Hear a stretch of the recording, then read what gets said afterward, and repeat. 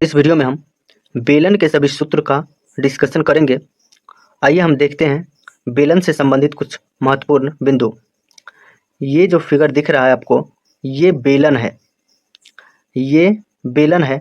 बेलन में ये ऊंचाई है और ये O और A जो है ये त्रिज्या है। B और O ये बेलन का ऊंचाई है।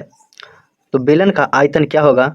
बेलन का आयतन होगा पाई आर स्क्वायर एच। बेलन का आयतन क्या होगा? पाई आर स्क्वायर एच। इस फॉर्मूला से हम बेलन का आयतन बड़ी आसानी से ज्ञात कर सकते हैं। दूसरा है बेलन के वक्र पृष्ठ का क्षेत्रफल। बेलन के वक्र पृष्ठ का क्षेत्रफल क्या होता है? बेलन के वक्र पृष्ठ का क्षेत्रफल 2 पाई आर एच होता है। बेलन के वक्र पृष्ठ का क्षेत्रफल 2 पाई आर एच होता है। इस फॉर्मूला से हम बेलन के वक्र पृष्ठ को बहुत ही आसानी से निकाल सकते हैं। आगे है बेलन के संपूर्ण पृष्ठ का क्षेत्रफल। संपूर्ण पृष्ठ कहने का मतलब हुआ कि ये जो सिलिंड्रिकल है ये बेलन का वक्र है और ये जो आधार है ये बेलन का वृत्ताकार आधार है, ये भी ऐड होगा।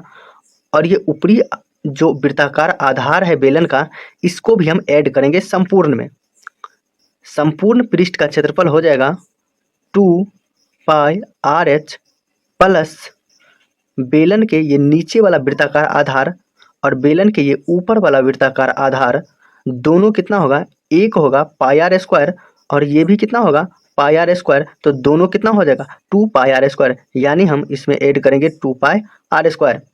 इसमें से हम 2 पाई आर कॉमन ले लेंगे तो यहाँ कितना बचेगा? एच और प्लस यहाँ कितना बचेगा? आर। ये हो गया बेलन के संपूर्ण पृष्ठ का क्षेत्रफल। अगला है दोनों सतहों का क्षेत्रफल।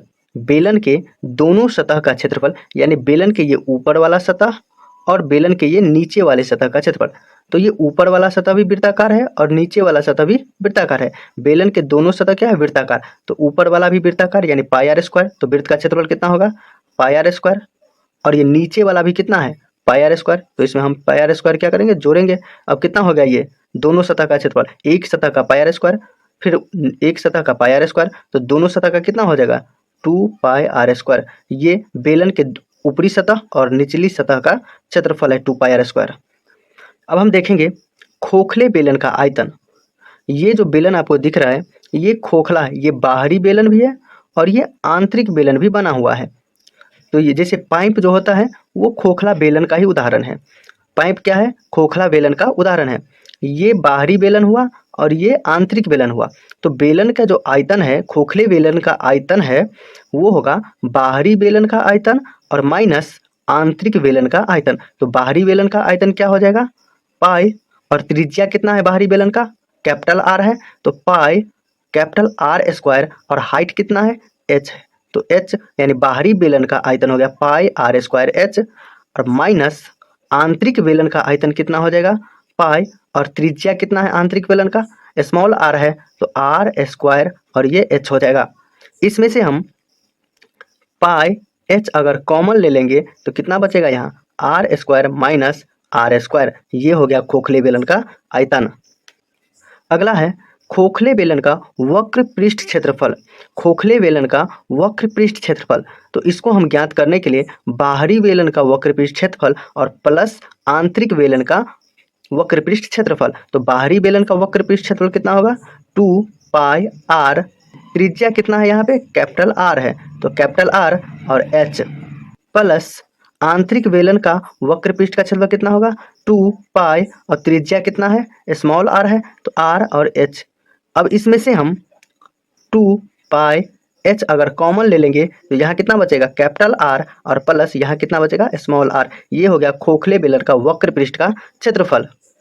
खोखले बेलन का संपूर्ण पृष्ठ क्षेत्रफल, इसको ज्ञात करने के लिए हम क्या करेंगे? बाहरी बेलन का वक्र पृष्ठ क्षेत्रफल प्लस आंतरिक बेलन का वक्र पृष्ठ क्षेत्रफल और बड़े वाले बेलन का यानी बाहरी बेलन के दोनों सतह का क्षेत्रफल जोड़ेंगे और फिर छोटे वाले बेलन यानी आंतरिक बेलन के दोनों सतह का क्षेत्रफल हम क्या करेंगे? घटा देंगे। तो इसका क्या हो जाएगा? बाहरी बेलन का क्षेत्रफल, बाहरी बेलन का वक्र पृष्ठ क्षेत्रफल कितना होगा? 2 पाई आर एच प्लस आंतरिक बेलन के वक्र पृष्ठ का क्षेत्रफल कितना होगा 2 पाई आर एच प्लस बाहरी बेलन के ऊपरी सतह और निचले सतह का क्षेत्रफल भी हम इसमें ऐड करेंगे। तो ऊपरी सतह का कितना होगा पाई आर स्क्वायर, निचली सतह का भी कितना होगा पाई आर स्क्वायर, दोनों कितना हो जाएगा 2 पाई आर स्क्वायर। तो 2 पाई आर स्क्वायर इसमें हम ऐड करेंगे, 2 पाई आर स्क्वायर इसमें ऐड करेंगे और आंतरिक बेलन के दोनों सतह के क्षेत्रफल को हम इसमें से माइनस करेंगे तो कितना हो जाएगा 2 पाई आर स्क्वायर। इसमें हम कॉमन लेंगे तो 2 पाई एच कॉमन ले लेंगे तो क्या बचेगा, यहाँ आर बचेगा और यहाँ भी कितना बचेगा आर बचेगा, प्लस इसमें से हम 2 पाई कॉमन ले लेंगे तो यहाँ कैपिटल आर स्क्वायर और माइनस स्मॉल आर स्क्वायर बचेगा। ये खोखले बेलन के संपूर्ण पृष्ठ का क्षेत्रफल निकालने का फॉर्मूला है। वीडियो कैसा लगा कमेंट बॉक्स में ज़रूर बताइएगा। आई होप बेलन से संबंधित सभी फॉर्मूला आप इस वीडियो में ज़रूर सीखे होंगे। इस वीडियो को 2 से 3 बार आप देखिएगा, सारे फॉर्मूला आप निकालना सीख जाएंगे।